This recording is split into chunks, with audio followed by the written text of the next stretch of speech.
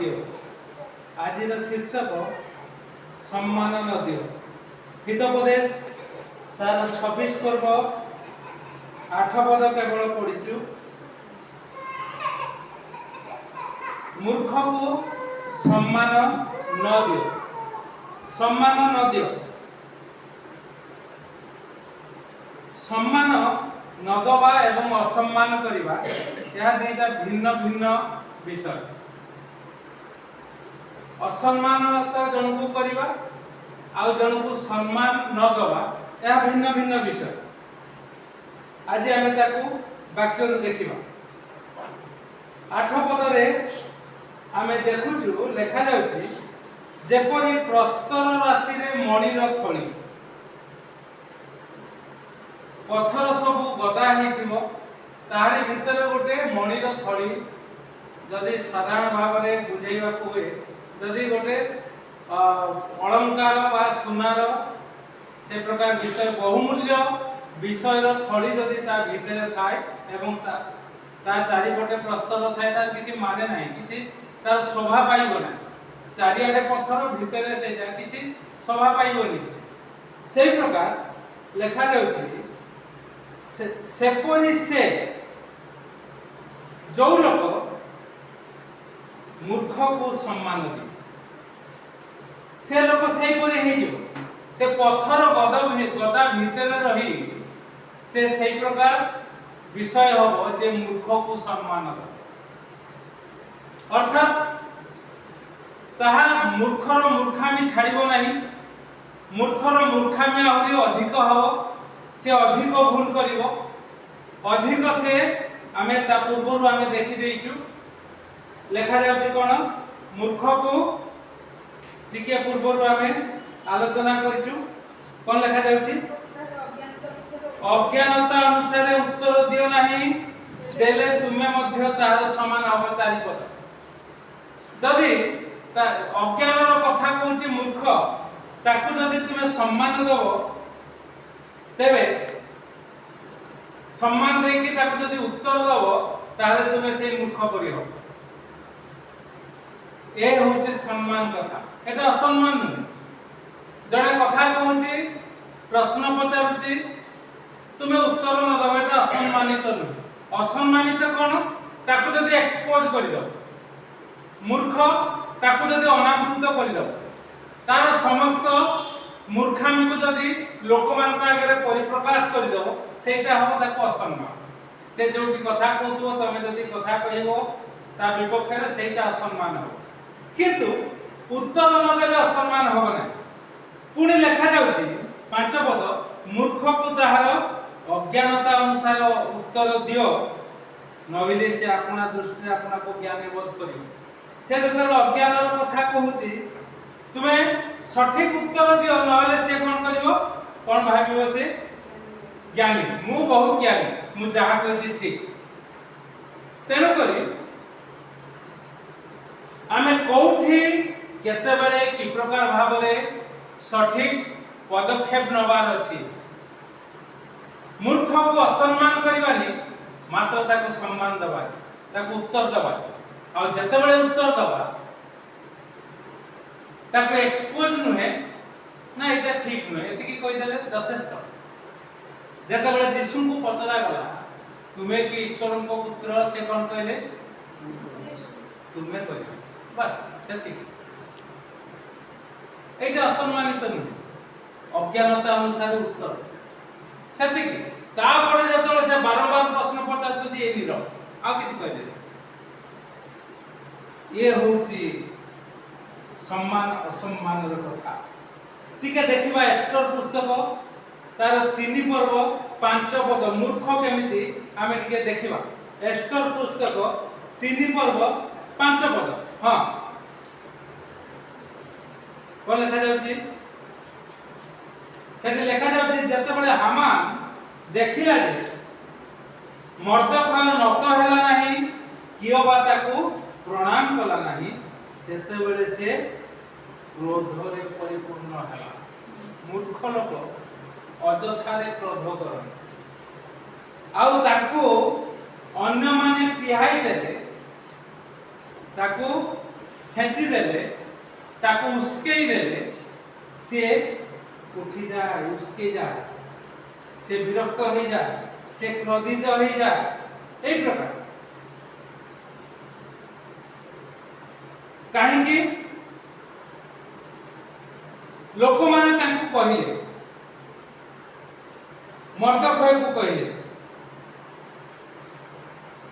जे तुम्हें कहीं हामान को सम्मान दो आमे समस्त सम्मान दउछु राजा तो तांको उन्नत करिसंती लेखा जाउची दुई पर्व दुई पदरे राजार सेवाकारी भृत्य माने ना एस्टर तार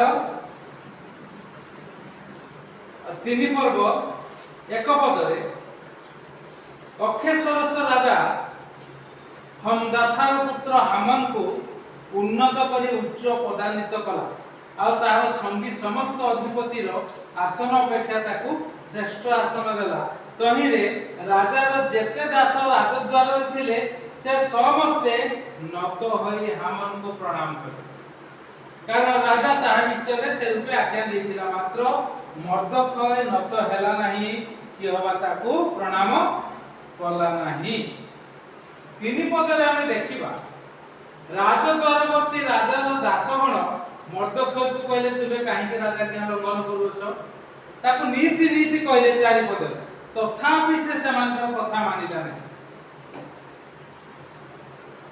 आउ ए लोक माने काहे कि ये कथा मानुनी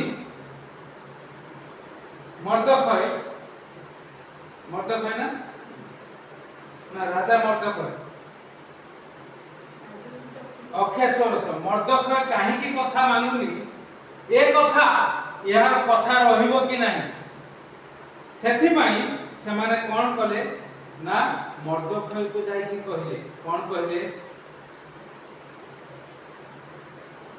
एनु एही मर्दखय कथा रहिबो कि नाही चारि पदे यह जानिबा इच्छा रे से माने हामान को ताहा जणैले कारण मर्दखय जे यहूदी लोक यह से समान को कहले ताकू जणैले जे कोन आमे समस्त तुमको मुंडिया मारु तेलिया तेलिया लोक माने ताको समस्त पसंद करो आमे समस्त तुमको मुंडिया मारु किंतु एई जणे ये तुमको मुंडिया मारुनी तुमको जुहार करूनी तुमको असम्मान करूची आ ये रागी गला रागी जाई क्रोध रे परिपूर्ण हला आउ केवल ताकू नुहे लेखा जाउची 6 पदर शेषांश रे मर्दखयर लोकन को विनाश करबा को चेष्टा कला माने जेते लोक अछंती से समस्त को विनाश करबा को चेष्टा कला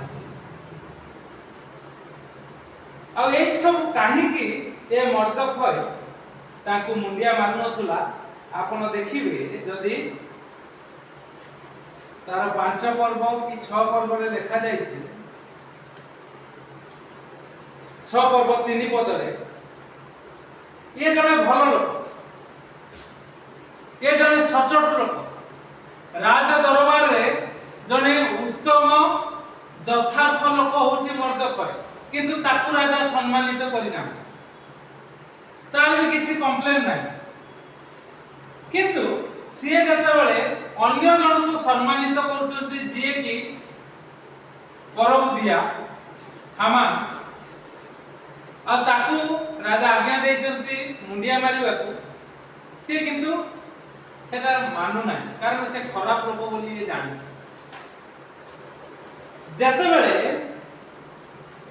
राजा जहां को पसंद करिसंती सिए जते बेले कहूची आपण को जने मानु नाही से होची मर्दखय आ आपण आज्ञा दियंतु जे से माने एवं ताकर वंश आपण को विपक्ष रे तांको मते आज्ञा दियंतु तांको विनाश करिया पर राजा ताको आज्ञा देबी हामान ए कथा सुनी मर्दखय 4 पदरे देखा जाउचे 4 पर्व 1 पदरे ए कथा सुनी मर्दखय कोन हैला निजर वस्त्र छेदिला अखा पिंदिला भस्म लेपन कला नगर को जाई उच्च बिलापसर रे कांदिला आउ राजद्वार सम्मुख पर्यंत कांदी कांदी आसिला ଅଖା ପିନ୍ଧି ଆସିଲା, କିନ୍ତୁ ସେ ପ୍ରକାର ଲୋକ କେହି ପ୍ରବେଶ କରିପାରିବନି ଜାଣି ତାକୁ ସମସ୍ତେ ବାହାର କରିଦେଲେ, ସେ ବାହାରକୁ ପଳେଇଲା।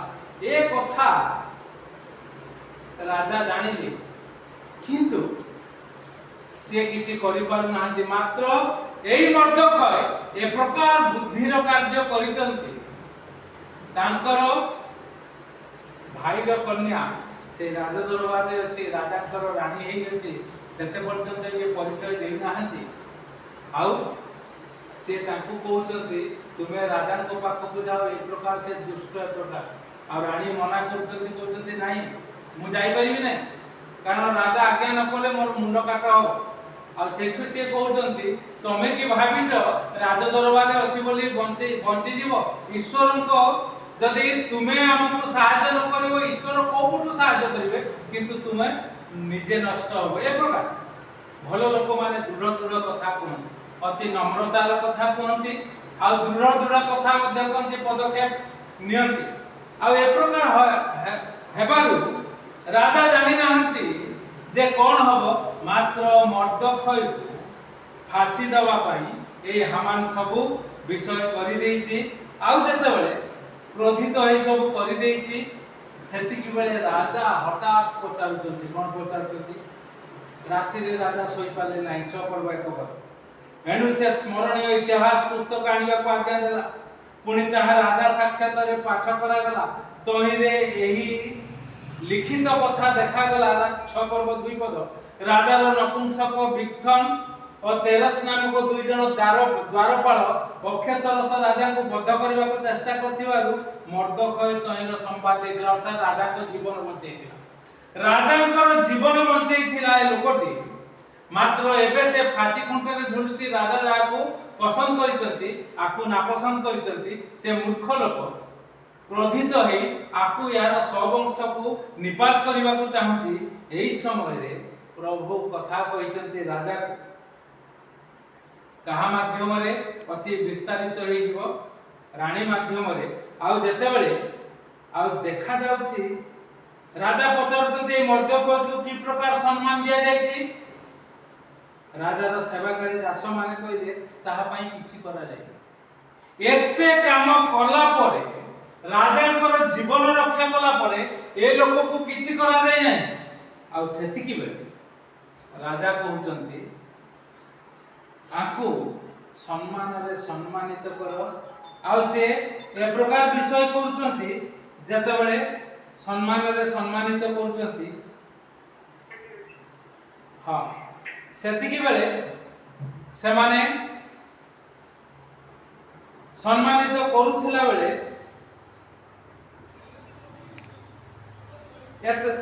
ଏପଟେ ହାମାନ ଫାଶୀ କାଠ ପ୍ରସ୍ତୁତ କରିଛି। ଆଉ ସେ ପ୍ରସ୍ତୁତ ସମୟରେ ରାଜା କହୁଛନ୍ତି ଯାହାକୁ ସମ୍ମାନିତ କରାଯିବ, କଣ କରାଯିବ? ଆଉ ସେଠୁ ତାକୁ କହୁଛନ୍ତି ଆପଣଙ୍କର ଅଙ୍ଗୁରୀୟ ଅର୍ଥାତ୍ ମୁଦ୍ରିକା ତାକୁ ଦିଆଯିବ। ଆଉ এই ପ୍ରକାର ଭାବରେ ସେ ସମ୍ମାନିତ ହେବ। ଆଉ ତାକୁ ରାଜାଙ୍କର ବାହନରେ ବସାଇ ବୁଲାଯିବ। ଏସବୁ ବିଷୟ ଯେତେବେଳେ କରାଗଲା, ମର୍ଦ୍ଦଖୟ ଭାବିଲା କଣ? ହାମାନ ଭାବିଲା କଣ ନା, ମୁଁ ତ ରାଜାଙ୍କର ପ୍ରିୟ ପାତ୍ର, ମତେ ହିଁ ଏ କଥା କରାଯାଉଥିବ ବୋଲି କହିକି ସେ ସବୁ ପରାମର୍ଶ ଦେଲା। ଆଉ ପରାମର୍ଶ ଦେବା ପରେ ଏଇ ରାଜା କହିଲେ ତାଙ୍କୁ ଦିଅ, ଯାହା ପାଇଁ ତୁମେ ଫାଶୀ କାଠ ପ୍ରସ୍ତୁତ କରିଛ। ଆଉ ସିଏ ହିଁ ସେ ପ୍ରକାର ଭାବରେ ସମ୍ମାନିତ ହେଲା। ଆଉ ଏଇ ହାମାନକୁ ଫାଶୀ କାଠରେ ଝୁଲାଇ ଦିଆଗଲା। ଇଏ ହେଉଛି ମୂର୍ଖ। ମୂର୍ଖଙ୍କୁ ଯଦି ସେତେବେଳେ ମର୍ଦ୍ଦଖୟ ଯଦି ମୁଣ୍ଡିଆ ମାରି ଦେଇଥାନ୍ତା, ତାହେଲେ ଏତେ ବିଷୟ ହେଇନଥାନ୍ତା। ତେଣୁକରି ଆସୁ ପ୍ରିୟ ମାନେ, ଆମେ ପଦକ୍ଷେପ ନେବା, ନିଜ ନିଜକୁ ପ୍ରଭୁଙ୍କର ପାଦତଳେ ସମର୍ପଣ କରିବା। ଅଖା ପିନ୍ଧିବା ଅର୍ଥ ନମ୍ର ହେବା, ଭସ୍ମ ଲେପିବା ଅର୍ଥ ନିଜକୁ ଅତି ନ୍यून କରିବା। ଆଉ ପ୍ରଭୁଙ୍କ ନିକଟରେ ପ୍ରାର୍ଥନା କରିବା ନିଜର ନିଜ ବଂଶର ଅବସ୍ଥା ପାଇଁ। ଆଉ ଯଦି ପ୍ରାର୍ଥନା କରିବା, ପ୍ରଭୁ ତାହା ଶୁଣିବେ ଏବଂ ଆଶୀର୍ବାଦ ଦେବେ। ଯୋଉପରିକା ମର୍ଦ୍ଦଖୟ ରକ୍ଷା ପାଇଲା, ଏ ମଧ୍ୟ ରକ୍ଷା ପାଇବ। ପ୍ରଭୁଙ୍କ ନାମ ଉନ୍ନତ ଉଚ୍ଚୀକୃତ ହେବ। ପ୍ରଭୁ ଏହି ଚିନ୍ତାରେ ଆମକୁ ଆଶୀର୍ବାଦ ଦିଅନ୍ତୁ। ଆମେ